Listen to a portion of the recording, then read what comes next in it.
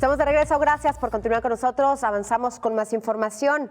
El presidente de los Estados Unidos, Donald Trump, ha prometido este jueves una transición ordenada después de que el Congreso certificara la victoria electoral del demócrata Joe Biden. Donald Trump tira la toalla y acepta dejar la presidencia de Estados Unidos. Los últimos acontecimientos, en particular el impensable asalto al Capitolio y la ratificación por el Congreso de la victoria de Joe Biden, han llevado al presidente saliente a aceptar que se acaba su mandato y a prometer una transición ordenada. Lo ha hecho, como no, en un tuit, pero como Twitter ha cerrado su cuenta, se ha servido de la de uno de sus asesores, Dan Scavino. A pesar de que estoy totalmente en desacuerdo con el resultado de las elecciones y los hechos están de mi lado, habrá una transición ordenada el 20 de enero, reza el mensaje. Esto representa el final del mejor primer mandato en la historia presidencial, pero solo es el comienzo de nuestra lucha para hacer Estados Unidos grande de nuevo. Trump cumple así la promesa que hizo a sus simpatizantes de que nunca reconocería su derrota, pero acepta al fin dar paso a Joe Biden. Para abordar este tema saludamos con muchísimo gusto y le damos la bienvenida a Carlos Ramírez Powell. Carlos, te escuchamos, adelante. Cecilia, muy buenos días, un saludo a la audiencia de Señal Global. Mira, graves las palabras que se están escuchando hoy en el Capitolio y que emanan de la presidencia. Antes que nada hay que recordar que venimos de un periodo de extrema anormalidad en cuanto a cómo funcionan las misivas entre altos ejecutivos de la administración Trump. Si recordarás, Bill Barr, el fiscal general de los Estados Unidos, hizo una carta de renuncia en donde no venía la palabra renuncio. Decía más bien algo así como retiro a disfrutar un asueto. No hay en esa carta ninguna indicación real de que esté dimitiendo del cargo. Y Trump nunca dio señal de que aceptaba una renuncia.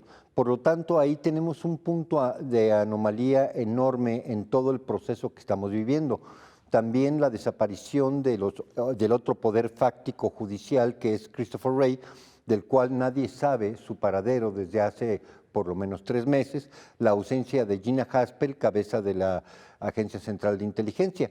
Y ahora llegamos a esta carta de Donald Trump, que también fue una alocución verbal, que él manda, yo creo que el último instante en el que él tiene acceso a Twitter, en donde dice que garantiza una transición pacífica, pero nunca menciona a Joe Biden. En otras palabras, Donald Trump no ha cejado en su lucha por reivindicar lo que él considera que le fue una victoria arrebatada. Por lo tanto, el Congreso procede hasta las 3 de la mañana a comenzar una consideración seria en cuanto a la aplicación de la enmienda 25, en donde con una mayoría calificada el Congreso en su conjunto destituye a la presidencia y pone en su lugar al vicepresidente Mike Pence. Toda esta sesión todavía presidida precisamente por Mike Pence. Este es un paso delicado para la historia política norteamericana, puesto que la enmienda 25 está diseñada para sustituir a una persona incapaz de cumplir sus funciones, ya sea por enfermedad o locura o una situación grave. Entonces, el Ejecutivo le hace el presidente Donald Trump, frente a una enmienda 25 aprobada por el Congreso, puede entrar en desacato y si tiene leales en la población y en los militares, estaríamos entrando en un grave escenario de confrontación de poderes, legislativo contra judicial, con un legislativo contra ejecutivo, con un judicial ausente del escenario. Hay que recordar que la Suprema Corte de Justicia se ha recusado de ver cualquier asunto de tema electoral. Entonces, lo que tenemos por delante es una carrera contra reloj. ¿Por qué hay tanta prisa en considerar que se debe de aplicar la enmienda 25 en contra de Trump?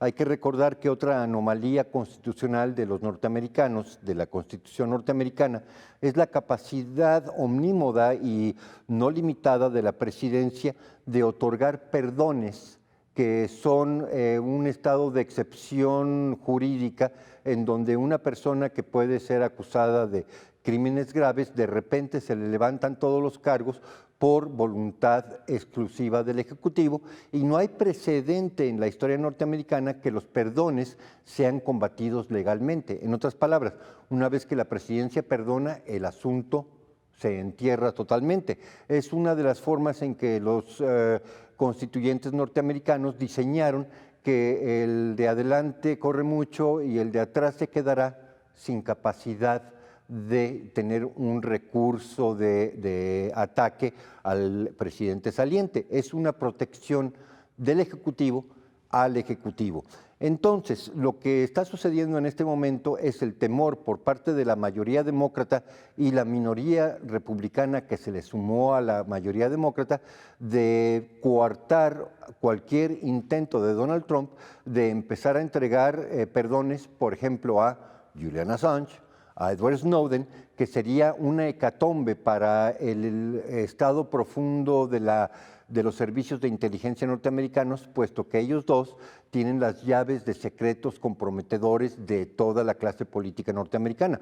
Hay que recordar que venimos de todo un año, el pasado, un temporal de revelaciones en donde una computadora Joe Biden quedó expuesta al análisis público, en donde se ven atrocidades y delitos financieros y fiscales, y por lo tanto, obviamente que estamos en una carrera contra el tiempo entre las últimas maniobras de Trump, que no renuncia a su posición de sostener que esta fue una elección trucada, y al mismo tiempo garantiza una transición pacífica que cualquiera que sabe leer entre líneas dice, pues una transición pacífica hacia mí mismo.